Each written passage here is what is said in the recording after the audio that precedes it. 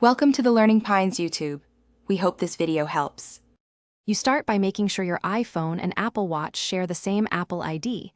That's essential because Find My ties devices to an account.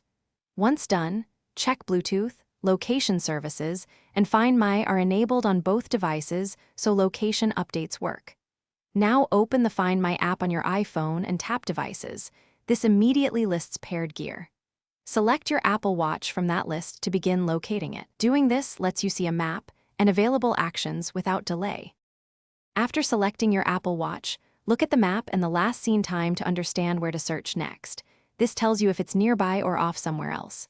If the pin is close, tap play sound, your watch will chime so you can follow the sound. This works even if it's on silent. If the map shows a distant location, choose directions to navigate there or enable lost mode to lock and show a contact number. These steps balance quick recovery with security. Finish by deciding whether to retrieve or secure the watch.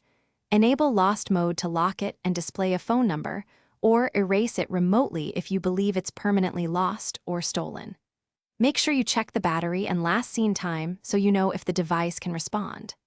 If the watch won't appear, restart your iPhone and any routers, confirm you're signed into iCloud, and update iOS. This troubleshooting tip often restores. Thanks for watching. Consider subscribing if we helped you.